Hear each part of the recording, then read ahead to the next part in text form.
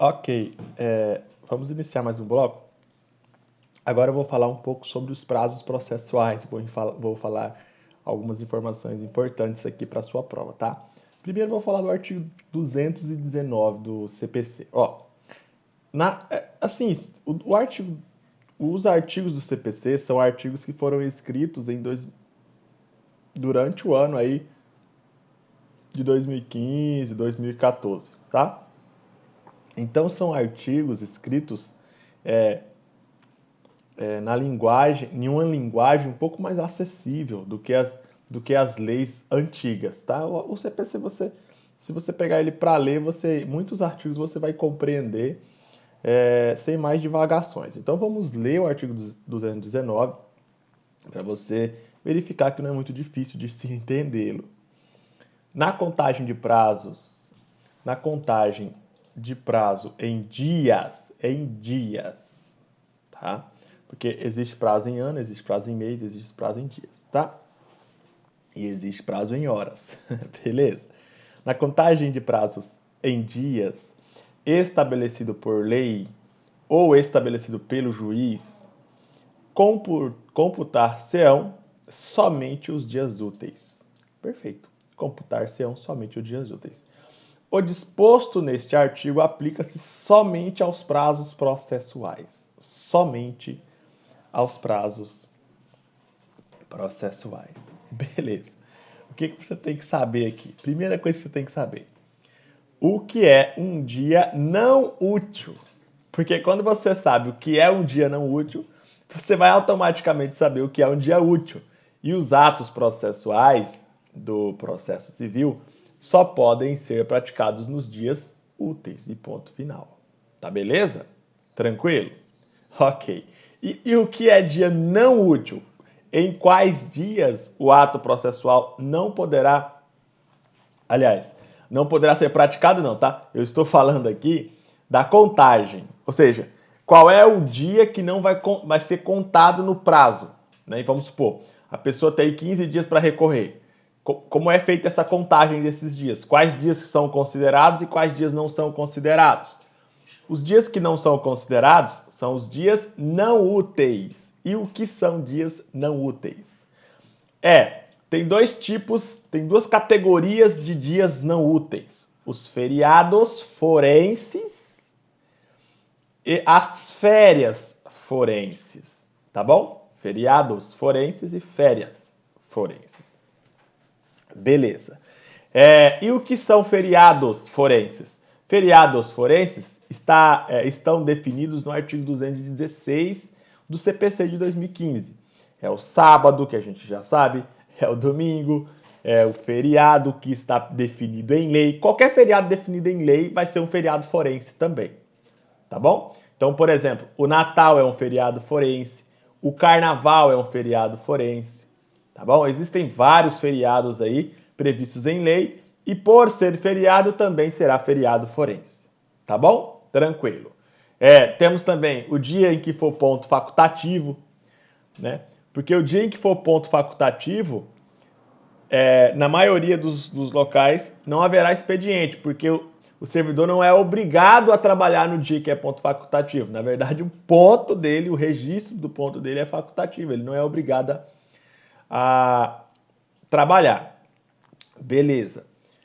Então, o dia em que for ponto facultativo, o tribunal não funcionará da forma como normalmente funciona. Então, por isso, o ponto facultativo também é um feriado forense.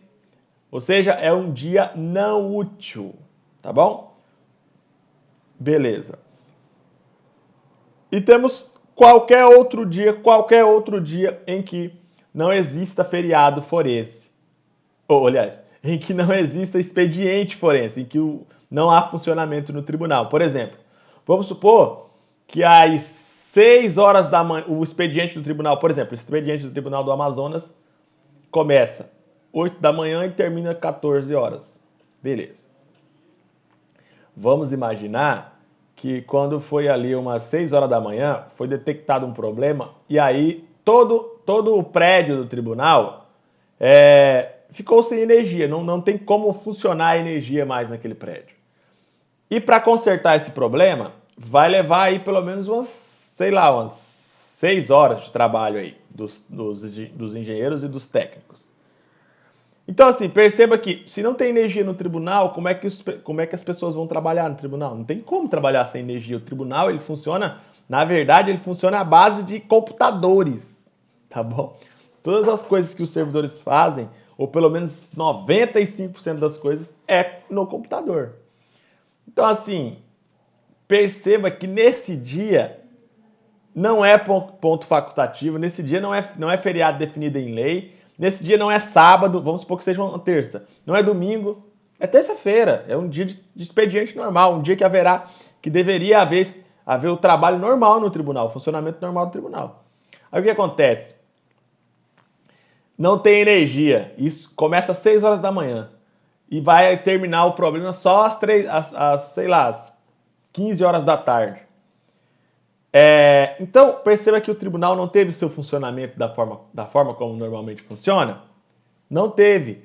Ou seja, não existiu expediente naquele dia. O tribunal não funcionou naquele dia. Então, também será considerado feriado forense. Isso está definido no artigo 216 do CPC, que a gente já leu, a gente já viu, já aprendeu nas aulas anteriores. Tá, beleza. Tá, então esses são os feriados forenses. E o que vem a ser férias forenses. Férias forenses são totalmente diferentes de feriados forenses. A única semelhança que as férias forenses têm em relação aos feriados forenses é que as férias forenses também são dias não úteis, ou seja, o prazo não será contado nas férias forenses, assim como o prazo não será contado nos feriados forenses. E o que vem a ser férias forenses?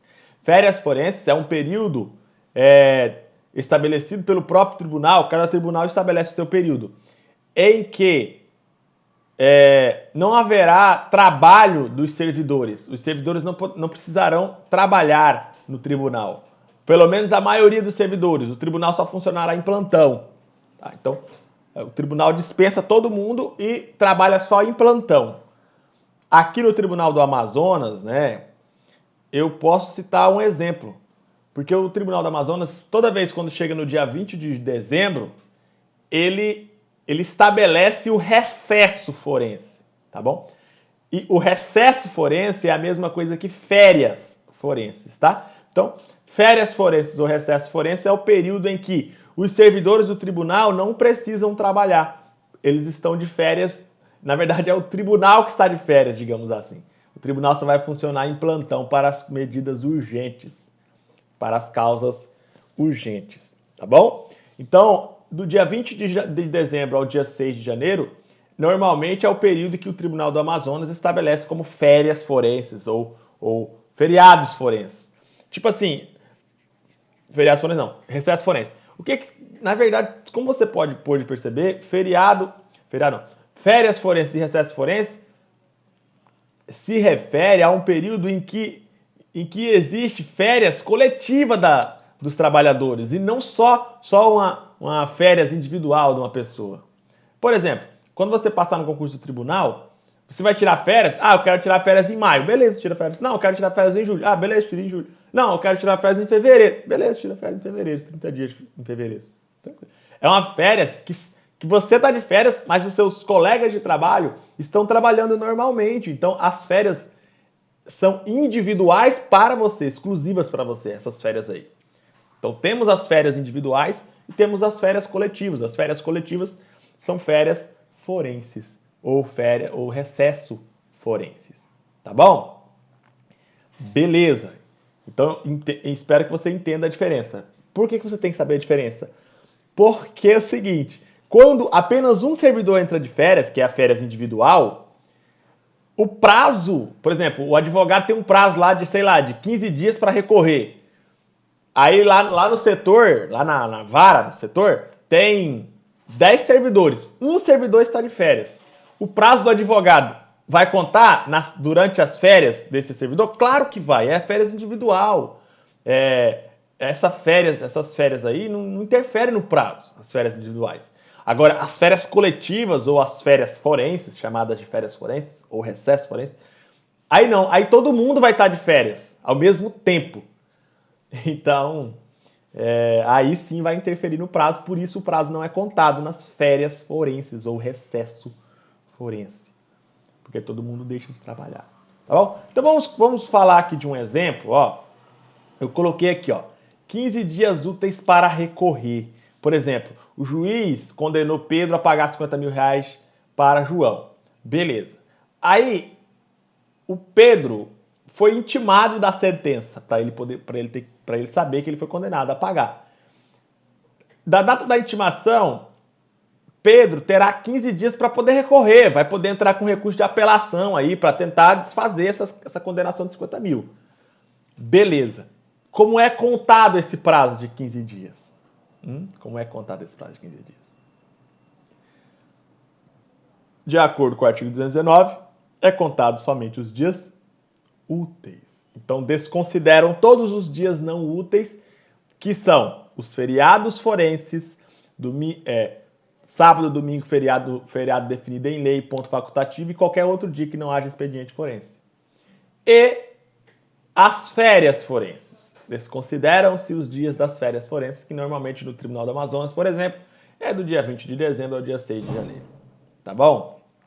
Ok? Então, assim, doutores, ó o ponto positivo aqui.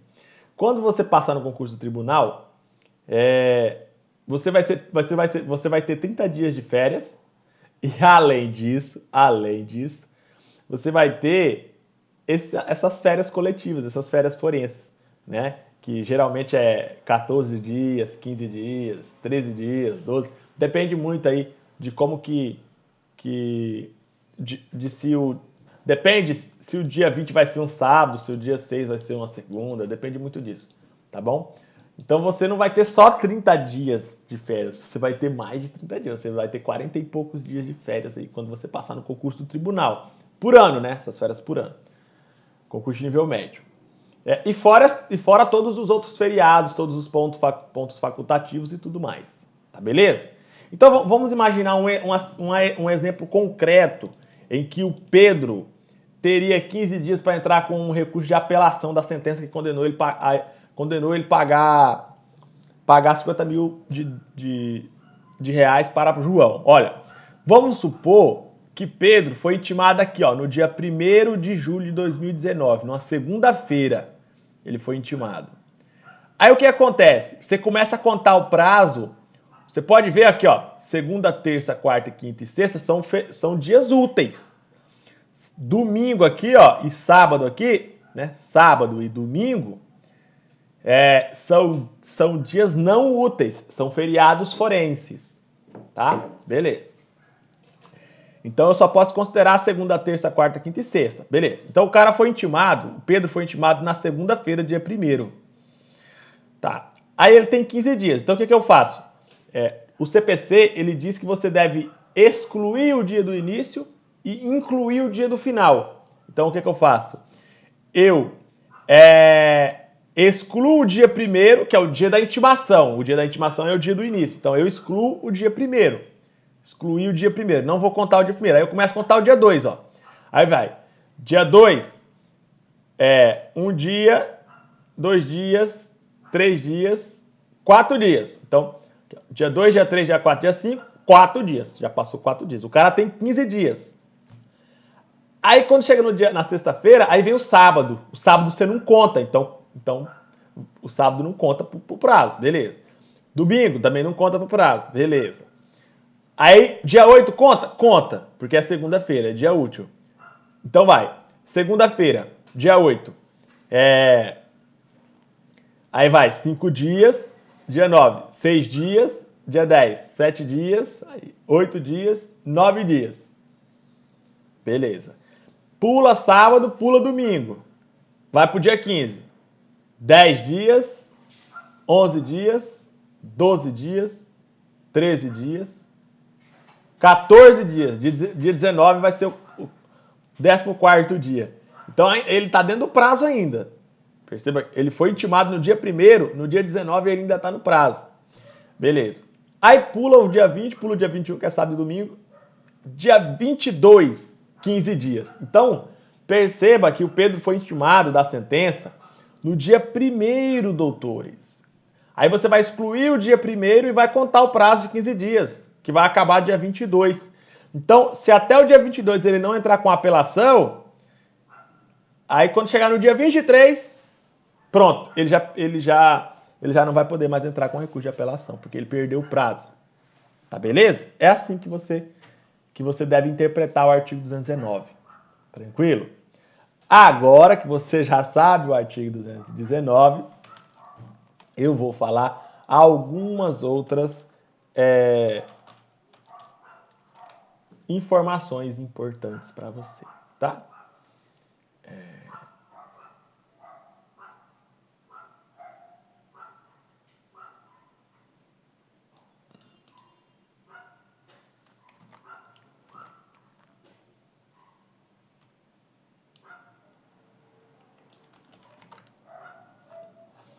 Beleza, artigo 219 você já sabe.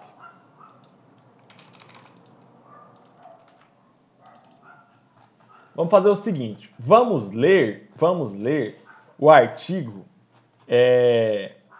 218 e depois ler o artigo 224. Então vamos ler o artigo 218? Tipo assim, tenha em mente que somente deve ser contado os dias úteis, tá beleza? Ok, então vamos ler agora o artigo 224. Vamos ler o artigo 218 depois, vamos ler o 224, tá? Então vamos lá, ler o artigo 224. Olha só.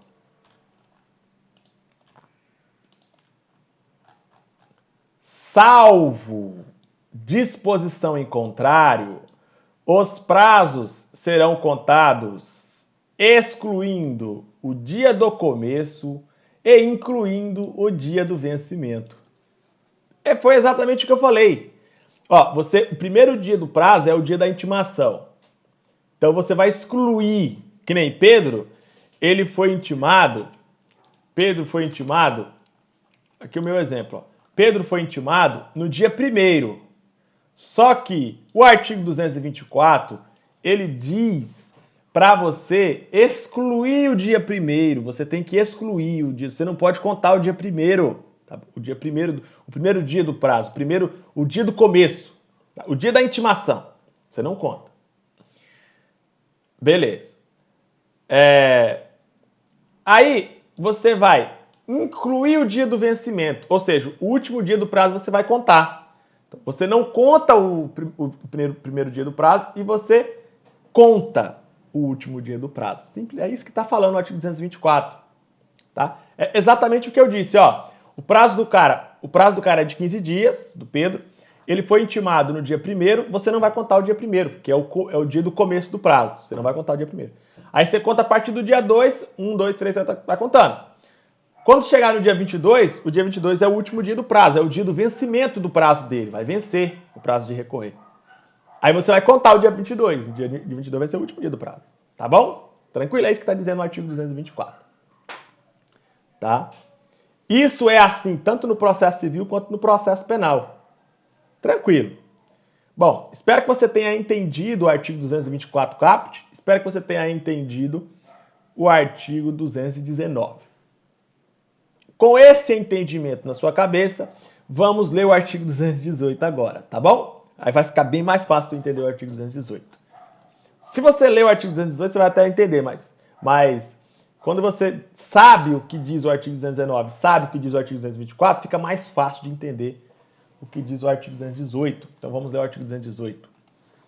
Ó, os atos processuais serão realizados nos prazos prescritos em lei. Beleza. Então, eu tenho que fazer tal coisa que está definido na lei. A lei também vai definir qual é o prazo que você tem para você fazer essa tal coisa aí. Quer ver um exemplo? O juiz. Você lembra quando a gente aprendeu o que é despacho? O que é decisão? O que é sentença? A gente aprendeu isso quando a gente estava falando aqui do artigo 203, 204, 205. Lembra? A gente aprendeu isso e, nossa, citei vários exemplos. Você já sabe o que é despacho, você já sabe o que é sentença e você já sabe o que é decisão. Então, qual é o prazo que o juiz tem para dar um despacho? O juiz recebe o processo, qual é o prazo que ele tem para dar um despacho? O prazo que ele tem para dar um despacho é 5 dias, porque isso está previsto no artigo 226 do CPC. Se for para ele proferir uma decisão interlocutória, o prazo é 10 dias. Isso está previsto no artigo 226 do CPC. Se for para ele proferir uma sentença, aí o prazo é 30 dias, porque está previsto no artigo 226. Então perceba que a lei estabeleceu um prazo para o juiz proferir um despacho, ou proferir a decisão, ou proferir a sentença. Tá beleza? Tranquilo? Tipo assim, na justiça brasileira, isso aí é uma utopia. Tá? Nunca que o juiz vai proferir a sentença em 30 dias. Isso não acontece no Brasil, doutores. Simples assim. Tipo, o que esse artigo 226 está falando é o seguinte: o João entra com a ação, o réu se defende, é produzida as provas, é feita a audiência, não tem mais nada para fazer, falta só o juiz fazer a sentença. Aí o servidor vai fazer os autos conclusos, vai entregar o processo para o juiz. Quando o juiz recebe o processo, o juiz tem 30 dias para proferir a sentença. Isso não acontece no Brasil, porque o juiz tem mais de 3, 4, 5 mil processos para analisar. Ele não consegue analisar todos. Por isso que esse prazo de 30 dias, esse prazo de 5 dias, esse prazo de 10 dias, é uma utopia, tá? Se um dia o Brasil alcançar esse patamar de celeridade, o Brasil vai estar em um outro nível de qualidade de serviço jurisdicional, tá bom?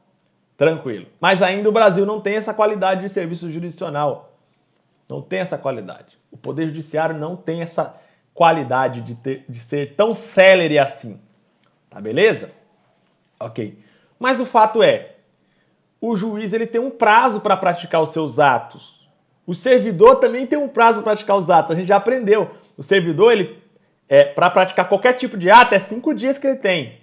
Agora, se for para ele praticar o ato de entregar o processo para o juiz, fazer o processo concluído para o juiz, aí é 1 dia que ele tem o prazo. Tá? E qual é o prazo? Quando o servidor faz o processo concluído para o juiz recebe o processo, o juiz tem qual é o prazo que o juiz tem? O juiz tem 5 dias, 10 dias ou 30 dias. Despacho, decisão e sentença, respectivamente. Beleza?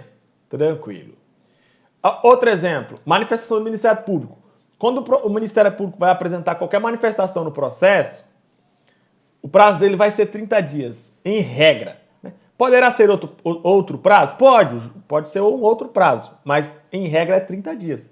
Por quê? Porque está previsto no artigo 178 do CPC. A lei que define qual é o prazo que o Ministério Público tem. Beleza? É porque o artigo 218 diz isso. O artigo 218 diz isso. Os prazos processuais, eles são definidos em lei. O ato processual vai ser praticado em um prazo que a lei estabelece. Simples assim. Beleza? Ok. Parágrafo 1º. Vamos mais rápido. Vamos desenvolver mais rápido aqui. Parágrafo 1º do artigo 218. Quando a lei for omissa, o juiz determinará os prazos em consideração à complexidade do ato. É óbvio. O juiz tem que ser proporcional, tem que ser razoável. O juiz é um ser humano. Preste atenção no meu exemplo, para você entender. O juiz determinou que o perito realizasse uma perícia técnica na qual deveria ser analisada uma quantidade superior a 50 mil folhas. Tem noção do que é 50 mil folhas em um processo? E aí o perito tem que fazer uma perícia e tem que ler as 50 mil folhas. Olha, quando eu vou ler um livro que tem 600 páginas, tem 300 páginas, eu demoro um tempão. Quando o livro tem 1000 páginas, então, aí eu demoro bem mais. Agora imagina o cara fazer uma perícia técnica que ele tem que ler 50 mil folhas. Aí o que o juiz faz? O juiz estabeleceu um prazo de 2 dias para o perito fazer a perícia, sendo que a perícia para fazer a perícia é necessário ler 50 mil folhas do processo. Existe razoabilidade e proporcionalidade nesse prazo de 2 dias? Não existe, doutores. Então é por isso que o parágrafo 1º, ele prevê que quando a lei não estabelecer nenhum prazo, o juiz ele vai estabelecer o prazo mas de acordo com a complexidade do ato que deverá ser praticado naquele prazo. É o exemplo aqui da perícia. Tá? Então, seria muito mais razoável o juiz estabelecer aqui, sei lá, 60 dias para essa perícia, do que o juiz estabelecer 2 dias, doutores, pelo amor de Deus. Tá bom? Tranquilo? Ok. Então, vamos para o parágrafo 2º. Olha o que o parágrafo 2º do artigo 208 diz. Quando a lei ou o juiz não determinar prazo, beleza. As intimações somente obrigarão o comparecimento após decorridas 48 horas.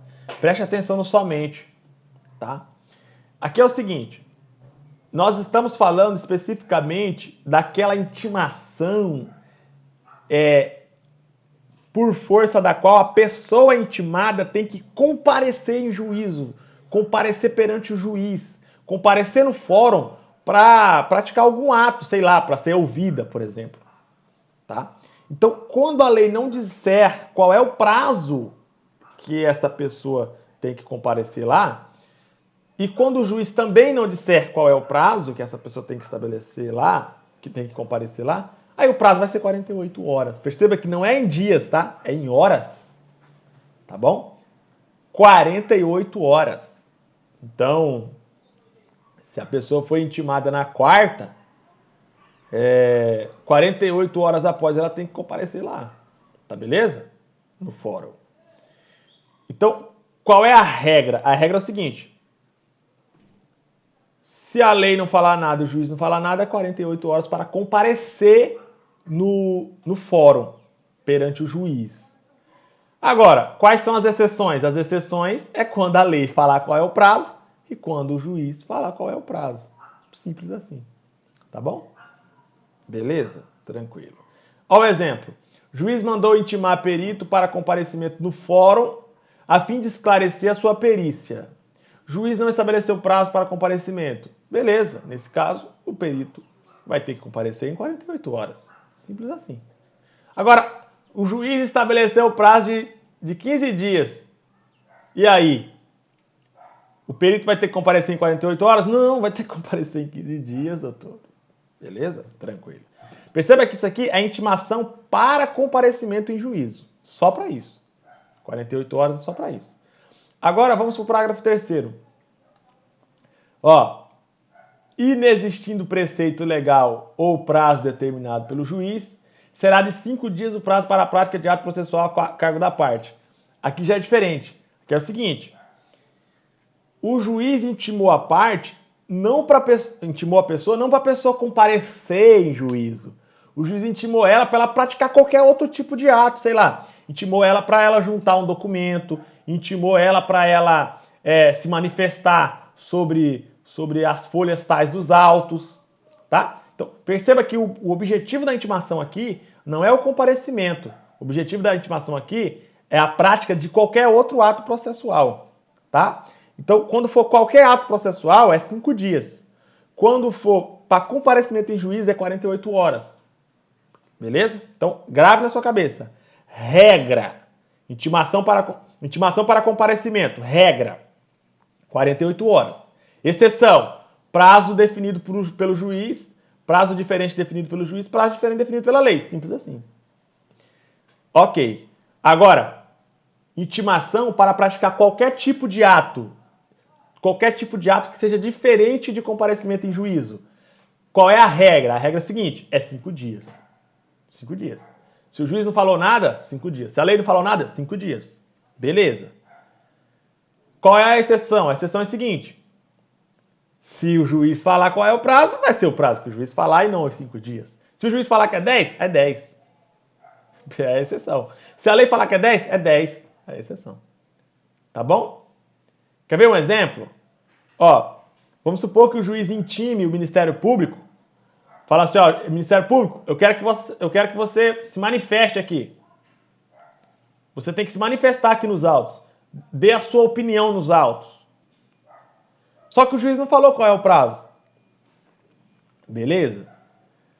Mas existe um artigo, o artigo 178 do CPC, que é uma lei, falando que o Ministério Público terá 30 dias para se manifestar nos autos. A regra é essa.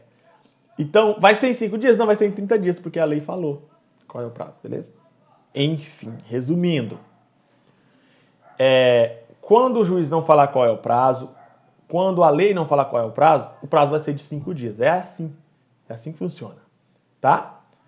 Isso está no 218, parágrafo 3º.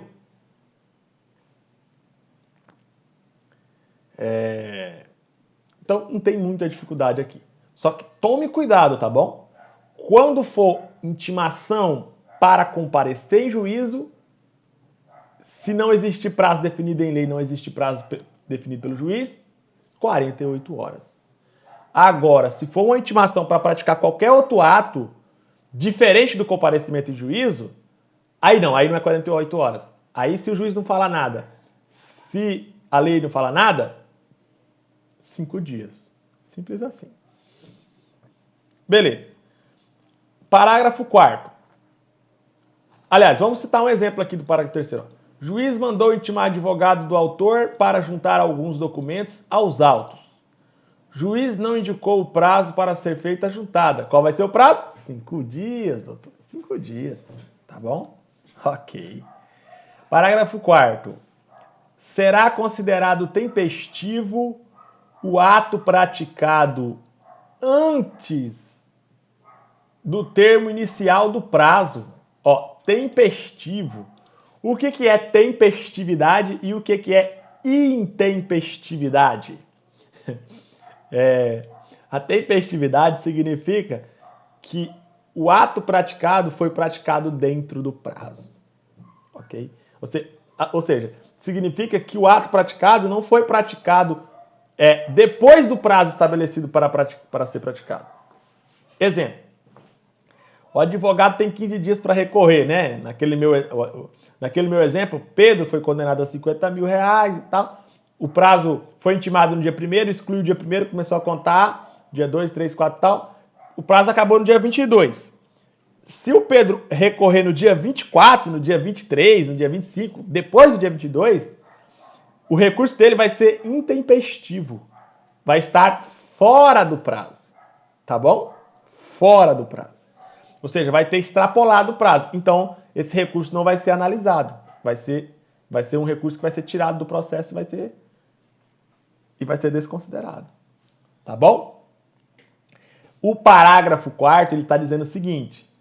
Se o cara tem 15 dias, mas esse prazo ainda não iniciou, não foi iniciado, ou seja, o prazo se inicia quando? O prazo se inicia quando a pessoa é intimada.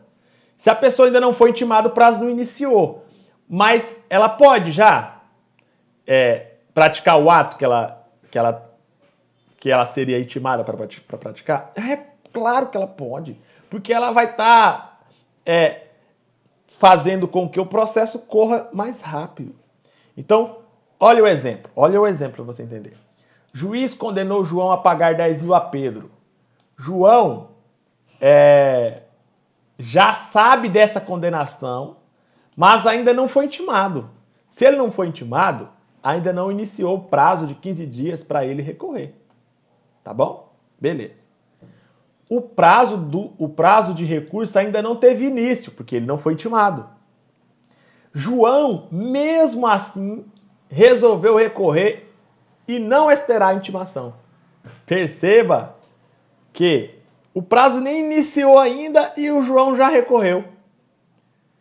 Tipo assim, o prazo para João recorrer nem iniciou, mas ele já recorreu antes do início do prazo. É possível? Óbvio que é possível. Porque o parágrafo 4º está falando, será tempestivo o ato. Tipo assim, os recursos, para eles serem analisados, eles têm que cumprir vários requisitos. Um dos requisitos é a tempestividade. O recurso tem que ser tempestivo, ou seja, tem que estar dentro do prazo. Não pode extrapolar o prazo. Tá bom? Então, a lei está dizendo que se o prazo iniciar e o prazo ainda não acabar e a pessoa recorrer, é tempestivo. Só que a lei está dizendo também que mesmo se o prazo não tiver iniciado, a pessoa já praticar o ato para o qual ele será intimado, também é tempestivo. Tá bom? Então perceba, ó, o que é tempestividade? é o ato praticado antes do início do prazo para a prática, ou é o ato praticado durante o prazo, tá? E o que é intempestividade? Ou seja, a não tempestividade, o que é? É quando o ato é praticado depois do prazo, ou seja, extrapolando o prazo, fora do prazo, né? Depois do prazo. Aí o ato será intempestivo e não será analisado o recurso, por exemplo. Beleza? Então, eu espero que você tenha entendido o parágrafo 4º. O parágrafo 4º, ele cai na prova da CESP, tá? Ó, será considerado tempestivo. O que a banca faz? Ela bota aqui, ó, intempestivo. Errado, tá errado. Na verdade é tempestivo, tá bom? Ok? Entenda a diferença entre tempestivo e intempestivo. Tá bom? O que é tempestivo? Repito de novo. Tempestivo. O ato foi praticado antes do prazo ou durante o prazo, né? Dentro do prazo, né? Antes ou dentro, durante. E o que é intempestivo? O ato foi praticado depois do prazo, ou seja, quando o prazo já tinha se esgotado, não tinha mais como ser praticado, o ato foi praticado depois do prazo. Beleza? Então, quando o ato é intempestivo, ele não será analisado. Ok. Então, vamos agora responder a uma questão, tá? Vamos lá. Questão da CESP 2017 TRF1. Serão considerados intempestivos os atos processuais realizados antes do termo inicial do prazo. Ou seja, antes do início do prazo. Está certo ou errado? Está certíssimo, exatamente como está previsto no artigo 218, parágrafo 4º. Tá bom? Viu? A CESP gosta de cobrar esse assunto. Atos processuais é um assunto que é bastante cobrado pela CESP. Tá bom? Então, desculpe, reformulando aqui o meu comentário. A banca, olha, cai na pegadinha, tá? Serão considerados, eu li muito rápido e nem percebi, ó, intempestivos. Por isso que está errado. Tá? Na verdade, será considerado tempestivo, tá bom? Então a questão 14 está errada. Na verdade, serão considerados tempestivos os atos processuais realizados antes do prazo ou durante o prazo. Beleza, então, se foi realizado antes do prazo, tempestivo. Tá ok, tudo ok. Vai ser analisado o ato. Se foi realizado depois, aí sim que vai ser intempestivo. Tá? Então o erro tá nesse in aqui, ó. Tá errado o item 14 por causa do in. Tá beleza? Ok. Então, vamos fazer uma pausa. Daqui a pouco a gente volta para continuar falando sobre o CPC.